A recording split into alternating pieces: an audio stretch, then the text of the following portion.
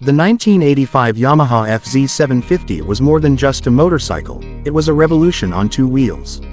In a world still dominated by air-cooled engines and traditional designs, Yamaha brought out something futuristic, bold, and packed with innovation. Welcome back to the new Remax car, and today, we dive into the machine that set the tone for performance sport bikes in the late 80s, the all-new 1985 Yamaha FZ750. Yamaha didn't just want to release another sport bike. They wanted to reset the game. At the heart of the FZ750 was an engine unlike anything else at the time, a 749cc, liquid-cooled, inline-4 that featured a 5-valve per-cylinder setup.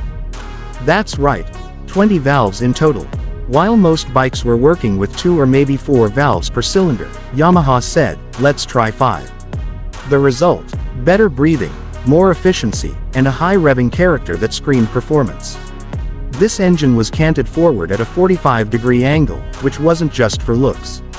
It lowered the bike's center of gravity and improved weight distribution, giving it razor-sharp handling compared to its rivals. This layout also allowed the fuel tank to sit lower, improving rider feel and control. Yamaha called it Genesis, and the FZ750 was the first to bring this philosophy to life. But numbers talk, and here's what the FZ750 could do. Around 100 horsepower at 10,500 RPM, with a red line that invited you to push hard every time you twisted the throttle. Top speed, about 140 miles per hour.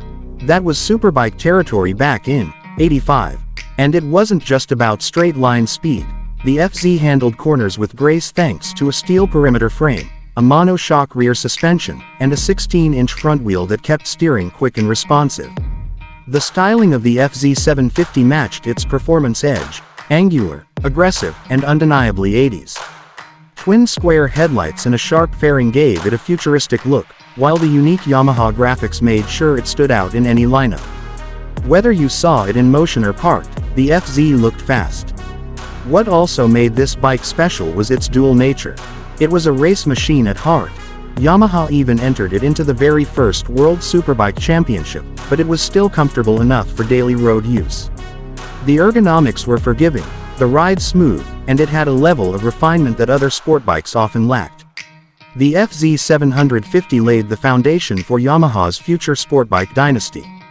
Without this bike, there might not have been a YZF750 or even an R1.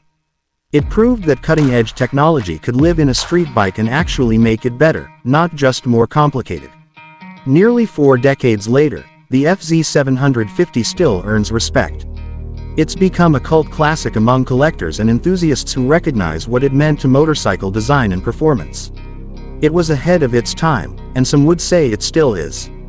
If you've enjoyed this look at a true legend from the past, make sure to hit like and subscribe to the new Remax car for more deep dives into iconic machines. See you in the next ride.